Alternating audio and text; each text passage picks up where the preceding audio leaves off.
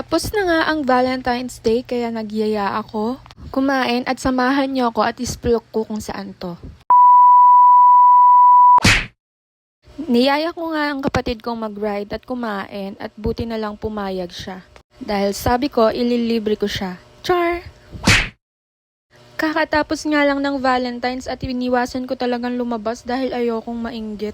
Siyempre, LDR ang lola mo. No. Hindi naman ganun kalayuan yung pupuntahan namin. Siguro around 30 minutes lang namin to din drive. Ay, siya lang pala. Mainit nga ng mga oras nito pero walang pinipiling ang lugar at oras yung kalam ng tiyan ko. Kaya kahit mainit, for the go. Maya-maya nga lang malalaman nyo na kung saan kami talaga pupunta. At balak-balak nga naming mag-NLEX pero nakalimutan ko. Kulang ng sisi yung motor niya.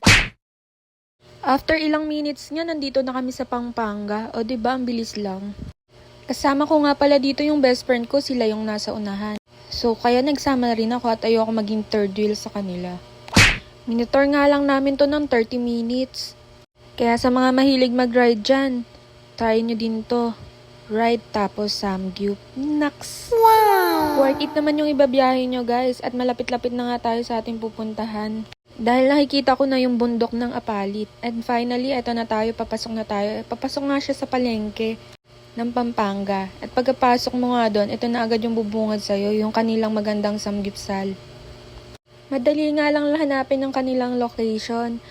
Search nyo na sa Google at Waze, Menjo Korean House. Actually, hindi ko na to kailangan isplok dahil sikat na sikat to.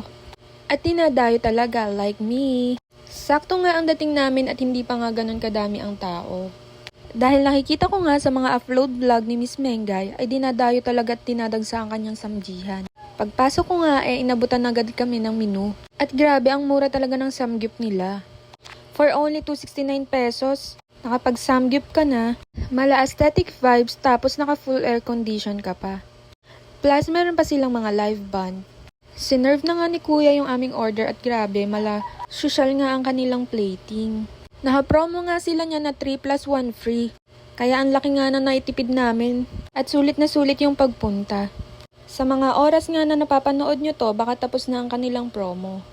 At kahit nga regular price pa rin sila, worth it pa din. Mali pala ang napwestuhan ko dahil ako pala ang naging tagaluto. Pag ganitong kainan pa naman, ayoko nang nagluluto, gusto ko tagakain lang. Kayo din ba guys? O ako lang? Grabe nga titig ng kaibigan ko sa Samgyup, parang kakainin niya ng hilaw. Kung marami nga kayong katanungan, pwede nga kayong mag-message dito. At lalafang na nga muna kami.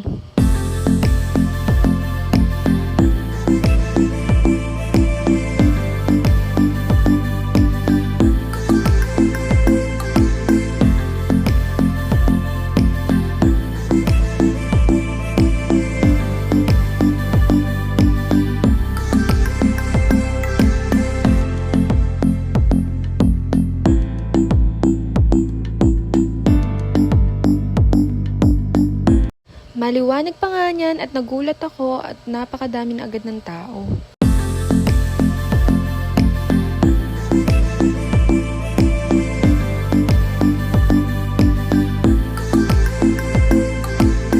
At paglabas nga namin, ganito nga ang bumungad.